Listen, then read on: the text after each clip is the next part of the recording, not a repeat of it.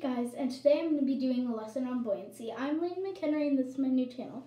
This is my first video, but I thought I should probably do a science video because science is a very awesome thing to do and love of mine. I just think it's super fun. So today we're going to be working on buoyancy. Buoyancy is the amount of air buoyancy is the amount of air in an object. Buoyancy is air. So let's just take this plastic container. We will be testing this today. I'm going to be testing this in a sink. You can also use a giant bucket or a sink like me. Just remember, please plug the sink or else it won't work. Alright, so let's take this plastic container. It has air and buoyancy. Now, it's a very heavy plastic, so we'll figure out if this can float later in the video. But first, let's explain why and how buoyancy works. So buoyancy works because it can float. Buoyancy works because it has air enough to float. It is also let's put up our first. I'm going to put up my hair. Buoyancy works because it's the amount of air to let something float on water in this subject. But also, you guys might be wondering, if something that doesn't have buoyancy, like a cargo ship that's super heavy, if you guys think that a cargo ship or stuff that are super heavy, how do they go on the ocean without buoyancy? Actually, you guys might be thinking, buoyancy is actually in a cargo ship. Most of the time there's an area with just the air and is empty and doesn't carry anything. And the way that let's just say also I have this fork. This fork will either sink or float. Because a cargo ship, this fork needs, why it doesn't sink straight away is it will stay there just for a quick second. You guys might not catch that, but it'll stay there for a quick second because it's trying to make room for it. Alright, but without further ado, let's get into this. I have 5 objects. So let's introduce you to all of them. I have, of course, this fork, a pencil, the plastic container, a rubber dog toy. This is interesting because it has a hole in it, but that doesn't mean it has buoyancy. I don't think that means it still has buoyancy.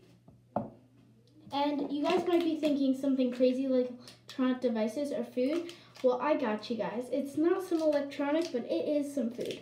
We're going to be testing some food because it does have a bit of air, so it does mean it could have buoyancy.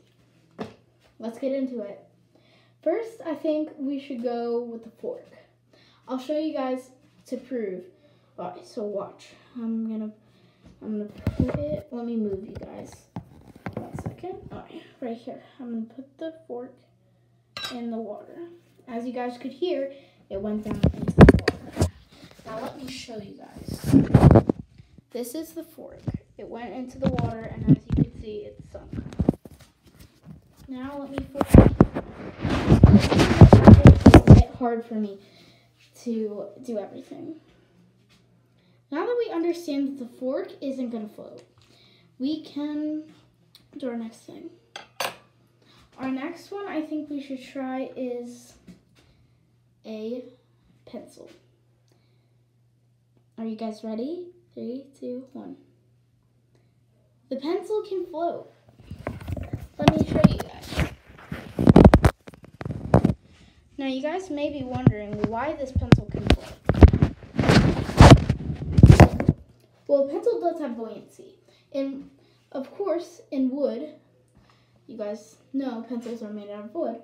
In wood,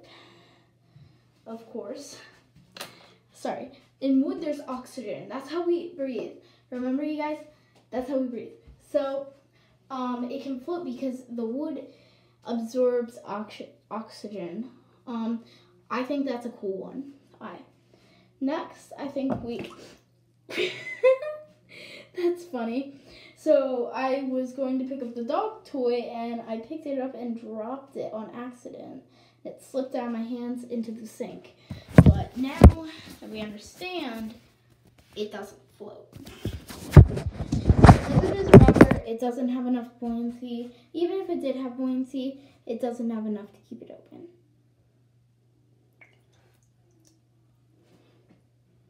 Okay. Next thing. Let's try the container. We'll try it in 2 pieces first and then try it in together. So I'm going to drop in both of them at the same time, you guys think? Yeah. 3, 2, 1. Okay? Now, both of them floated without being attached. Let me tell you guys why. Both of them could float because they both had, as you guys could see, if I were to set them on their sides, they could float like this because they have air inside of them and they can still float. Now, if I were to set them down like this, they would still have air because they have air, they can hold the air from there in an air pocket. An air pocket, I will show you. An air pocket. An air pocket looks like that at the top of our water. Now that we did that, let's test them together. And they float. Now, this isn't too surprising because they 100% float. You guys can hear that? They're floating. I'm not going to show you guys because it's just kind of getting in my way. I don't have a super long video, but yeah, they can float because they have buoyancy on the inside. Now, the best for last. We saved the best for last, I think. We're going to put the Kit Kat bar in. You guys, vote. Do you guys think this is gonna have any buoyancy? Let's see. 3, 2, 1. The Kit Kat has buoyancy. The Kit Kat can float. The Kit Kat can float because it's packaged with a little tiny bit of air. So we have the Kit Kat. I hope you guys liked my video, and I hope that helped you guys understand buoyancy a bit more. I love you guys so much, and thank you for watching. Bye!